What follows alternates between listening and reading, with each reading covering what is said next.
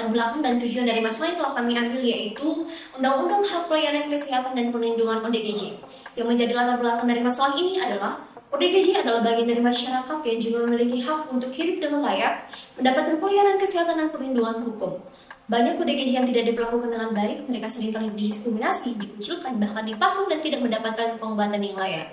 Yang menjadi tujuan kami dari mengambil masalah ini yaitu yang pertama memahami hak ODGJ dan peraturan perundang-undangan, yang kedua mengidentifikasi kasus sesuai dan tidak sesuai peraturan, dan yang ketiga adalah menganalisis dampak pelanggaran hak dan peran lembaga.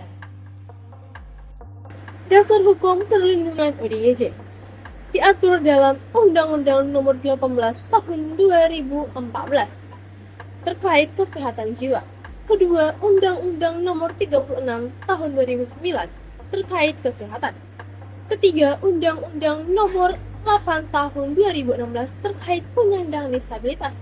Dan peraturan lain seperti Peraturan Menteri Kesehatan Nomor 77 Tahun 2015 dan Nomor 43 Tahun 2019 serta Peraturan Pemerintah Nomor 47 Tahun 2016.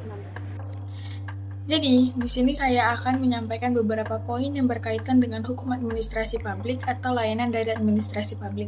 Yang pertama adalah penyalahgunaan wewenang, yang kedua ketiadaan dasar hukum, yang ketiga kegagalan pengawasan, yang keempat pelanggaran HAM, dan yang kelima adalah kurangnya akuntabilitas. Nah, baik, kita akan menjelaskan tentang seperti apa contoh penanganan kasus ODGJ yang sesuai dengan peraturan dan perundang-undangan yang ada di Indonesia. Ini terjadi di Kota Langsa. Masyarakat Kota Langsa melaporkan kepada pihak kepolisian bahwasannya ada ODGJ yang sering membuat kerusuhan, di mana ODGJ ini berinisial MF dan berusia 46 tahun.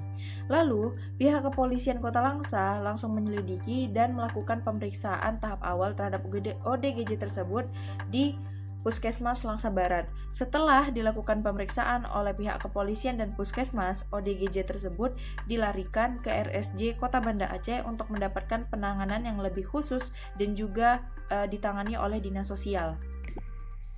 Nah, dari kasus penanganan ODGJ yang terjadi di Kota Langsa, ini tuh sesuai dengan Undang-Undang Nomor 18 Tahun 2014 tentang Kesehatan Jiwa dan juga Undang-Undang tentang Hak Asasi Manusia Nomor 39 Tahun 1999 dan juga ini sesuai loh dengan Peraturan Menteri Kesehatan Nomor 54 Tahun 2017.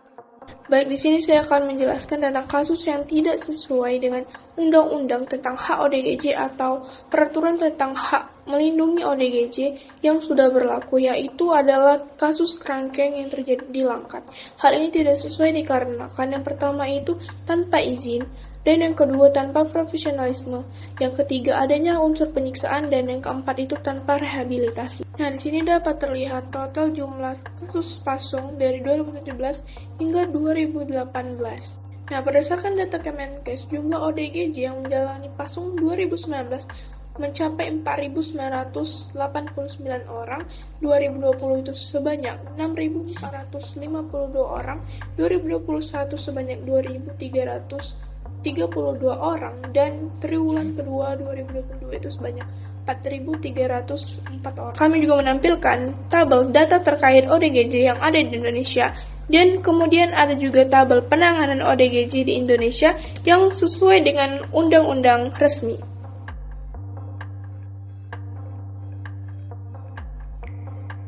Selanjutnya, saya akan menjelaskan prinsip dasar Undang-Undang ODGJ. Pada Undang-Undang Nomor 18 Tahun 2014 tentang Kesehatan Jiwa mengatur bahwa orang-orang dengan gangguan jiwa atau ODGJ memiliki hak hidup, hak hukum, dan perlindungan dari kekerasan. Lalu tidak boleh dikurung, disiksa, dipasung, dan dikendalikan tanpa dasar medis atau legal. Berikut beberapa pasal yang membahas dan mengatur tentang ODGJ.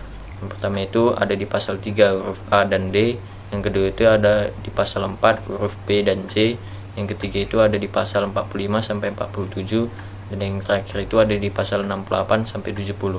Sekian dan terima kasih. Ingin melanjutkan pembahasan kita yaitu akibat dari kasus-kasus di atas. Yang pertama, pemerintah daerah dianggap tidak melindungi hak dasar negara khususnya dalam ODGJ. Yang kedua, menunjukkan bahwa pengawasan pemerintah terhadap layanan kesehatan jiwa sangat lemah. Dan yang ketiga, tidak mendapatkannya hak hidup ODGJ bebas dari kekerasan. Yang keempat, terdapat unsur tindak pidana. Yang kelima, pejabat publik dapat diberhentikan atau dilarang menjabat karena melanggar asas-asas pemerintahan yang baik.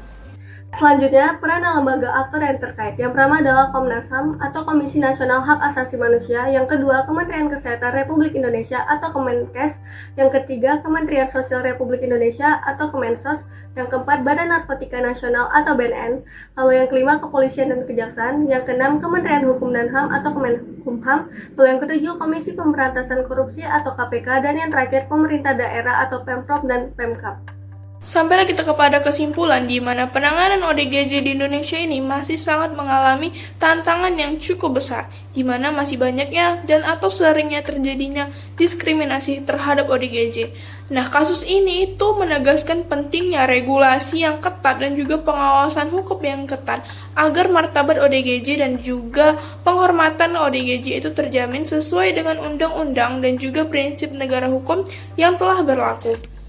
Oke, di sini saya akan membahas tentang rekomendasi. Rekomendasi yang penting menurut saya tentang permasalahan ODGJ ini adalah yang pertama kita harus memperkuat dulu nih regulasi rehabilitasi terhadap ODGJ-nya. Yang kedua juga kita harus melaksanakan atau memperkuat nih tingkatan koordinasi antar instansi, baru kita lanjutkan lagi kepada edukasi aparat dan masyarakat. Selanjutnya kita juga akan mendorong nih partisipasi atau transparansi pelayanan publik. Baru yang terakhir kita harus memperkuat peran lembaga hak asasi manusia atau yang bisa disebut dengan HAM. Sekian, terima kasih.